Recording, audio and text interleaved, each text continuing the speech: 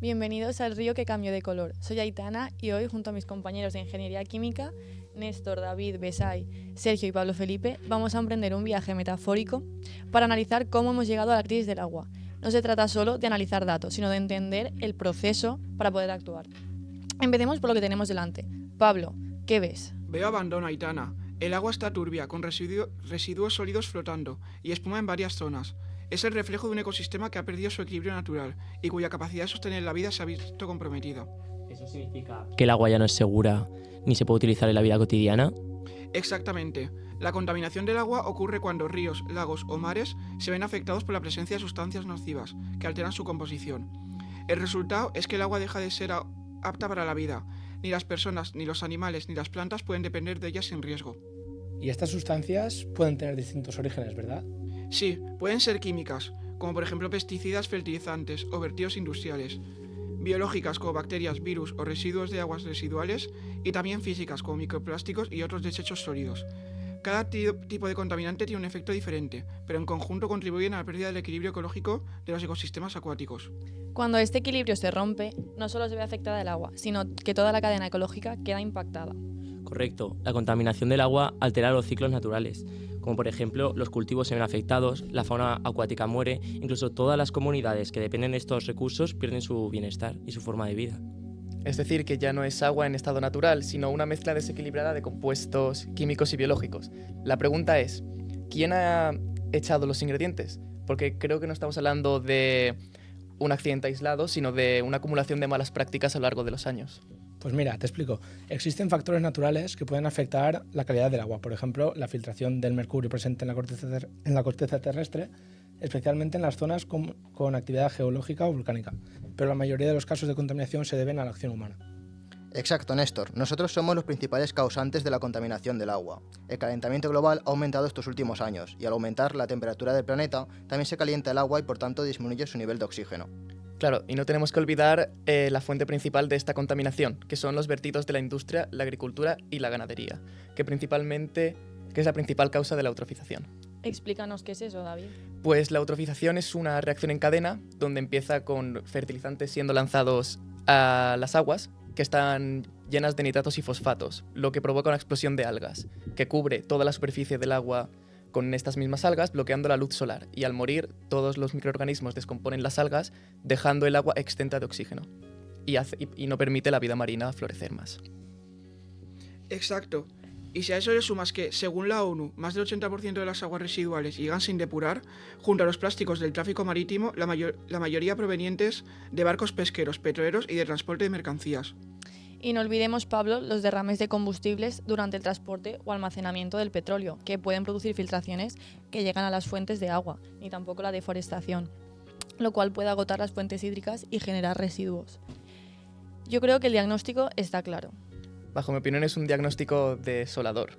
Y las consecuencias, Besay, van más allá del aspecto del río, ¿verdad? Asimismo, por ejemplo, a nivel de salud hablamos de enfermedades como por ejemplo la hepatitis o el cólera, que además el cólera, según la OMS, tiene entre 21.000 y 143.000 muertes al año, y además en 2023 se registraron aproximadamente 470.000 casos. Y lo más preocupante es que muchas veces esto no se ve a simple vista, ya que por ejemplo pueden haber materiales pesados como por ejemplo el mercurio o el plomo que se acumulan en nuestro cuerpo, y claro, esto puede crear pues daños neurológicos y renales.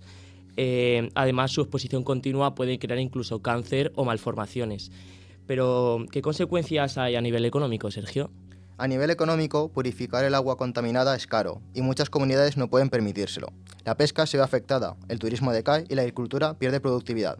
Y como suele pasar, quienes más sufren son las comunidades más vulnerables, que dependen directamente de los ríos o pozos locales para sobrevivir.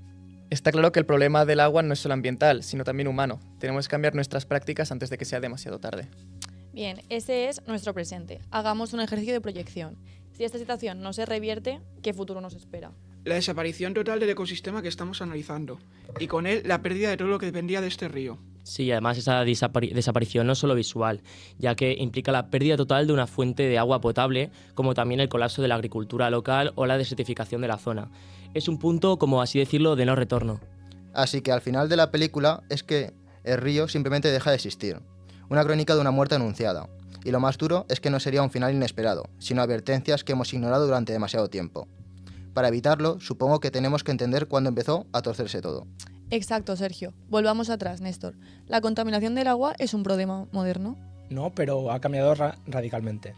En la antigüedad el problema era orgánico y localizado, una cuestión de salubridad por desechos humanos. Los ríos tenían capacidad de autodepuración.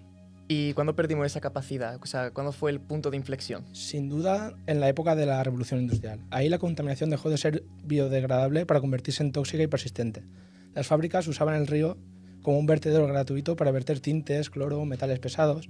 Ahí es cuando empezamos a matar los ríos biológicamente. Y antes de que todo eso pasara, ¿las aguas estaban totalmente exentas de contaminación? Pues obviamente la respuesta correcta es no, no lo estaban. Y es un error común de hoy en día pensar que la contaminación es un problema moderno. Y la cosa es que el tema era que la naturaleza de la contaminación es que era completamente diferente.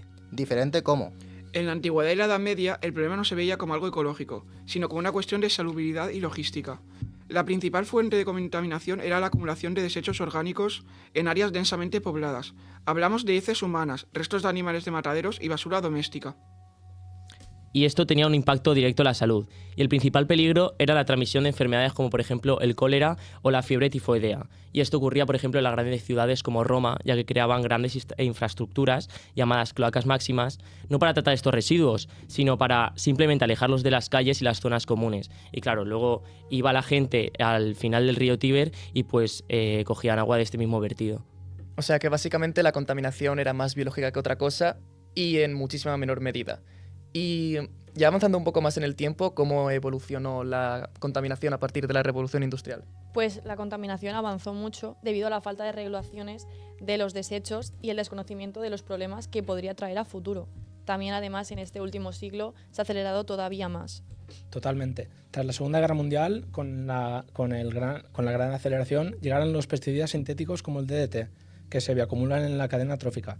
Y hoy, en el siglo XXI, nuestro mayor desafío es doble: la contaminación difusa, que es el lavado de fertilizantes en enormes extensiones agrícolas, y los contaminantes emergentes, como microplásticos, fármacos o compuestos PFAS, que nuestras depuradoras no saben cómo eliminar.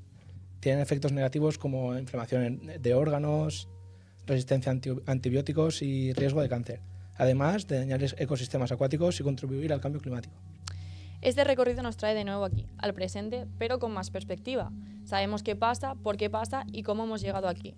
La pregunta ahora es, ¿podemos solucionarlo? Besay, ¿tenemos herramientas legales para poder actuar? Sí, y son muy potentes. Por ejemplo, a nivel europeo está la Directiva Marco del Agua, que es como una piedra angular, y es una normativa europea que establece un marco para proteger y sostener pues el agua de toda la Unión Europea.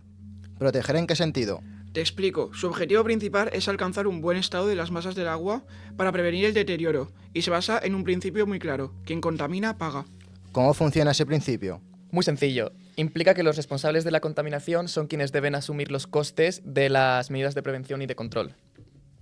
¿Y eso cómo se aplica en España? Porque una cosa es la normativa europea y otra es cómo se traduce en la práctica diaria. Me interesa saber si realmente esas leyes llegan a proteger nuestros ríos o si se quedan en el papel, mientras la contaminación siga avanzando. Pues aquí en España, a través de reales decretos, como el Real Decreto 3/2023 sobre calidad del agua potable, que sustituye al antiguo Real Decreto 1620/2007 sobre reutilización de aguas residuales, y se establece un marco más estricto y alineado con la normativa europea. Su objetivo es garantizar que el agua regenerada cumpla criterios de seguridad sanitaria y gestión de riesgo. La efectividad de esta normativa se refleja en el aumento de uso de agua depurada en agricultura e industria, liberando recursos de mejor calidad para el consumo humano. Sin embargo, los expertos señalan que aún falta la aplicación homogénea en todas las comunidades autónomas y una mayor inversión en infraestructuras avanzadas de depuración. Además del marco legal, también contamos con el ámbito tecnológico, que España es el líder europeo en reutilización de aguas residuales y está impulsando innovaciones que permiten tratar contaminantes de agua que antes era imposible que pudiesen llegar a ser eliminados. Entre ellas pues destacan las tecnologías solares, que aprovechan la luz natural para depurar de forma sostenible, los procesos biológicos avanzados, la oxidación avanzada con ozono, etc.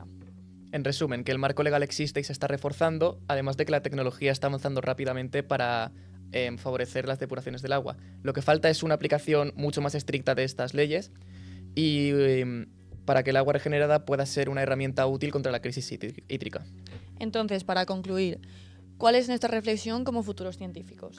Que cuidar el agua es cuidarnos a nosotros mismos, nuestra salud, nuestra economía, nuestra vida. No es un problema ajeno, es la base de todo.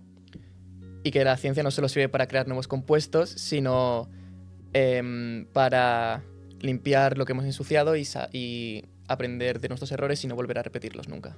Exactamente. El objetivo no es volver a un pasado idealizado, sino usar nuestro conocimiento actual para poder construir un futuro donde el río recupere un color saludable, el color de la vida.